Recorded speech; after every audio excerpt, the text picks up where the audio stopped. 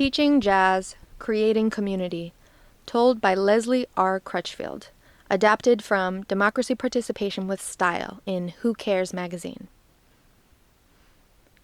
Most people know Wynton Marsalis as a musician, but for students in Washington, D.C., he's a special kind of teacher.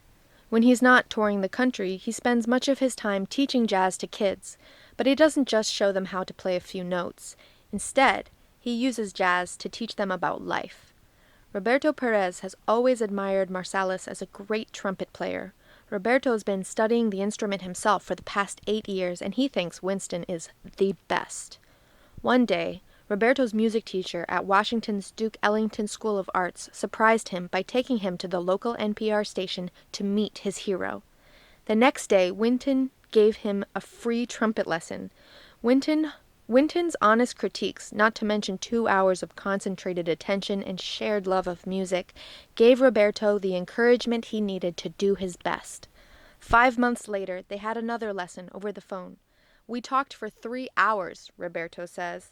This time they expanded their range. They talked about life and about the importance of persistence, dedication, concentration, and consistent practice.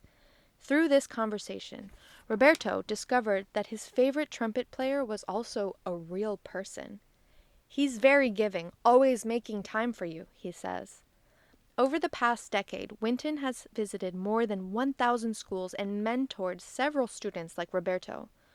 What a kid learns from jazz is how to express his individuality without stepping on someone else's, he says.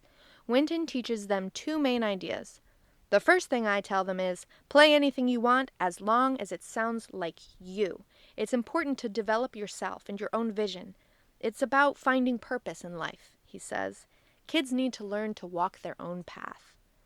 The second lesson is that individualism has a flip side. While pursuing your individuality, recognize that other people are also pursuing theirs. So he teaches them how to control their self-expression.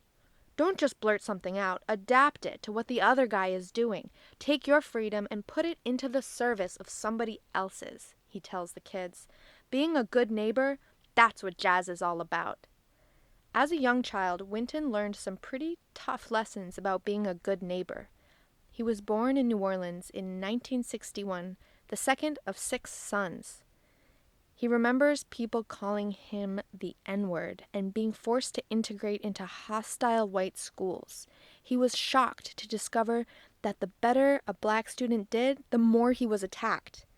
Nonetheless, he bravely worked for straight A's and won every musical competition he entered.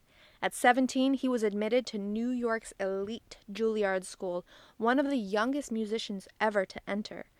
But the school didn't fit his style, and Wynton left after his first year. He later joined Art Blakey's Jazz Messengers, eventually becoming the first artist to win Grammy Awards in both classical and jazz categories. The rest is musical history. Although Wynton's father, the great jazz pianist Ellis Marsalis, had the greatest influence on his music, it was his mother who taught him the most about life. He remembers her saying, "You better develop your mind, show some humility, and act like you had some home training." Wynton says that, next to his parents, the writer Albert Murray had the most influence on him.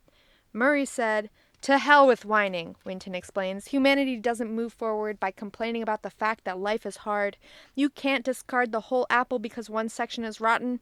Optimistic to the core, he adds, "You gotta cut that rotten section away and eat the rest." Wynton says his greatest gift is the ability to listen to the soul of a musician. That's how he can teach students after hearing them play only once.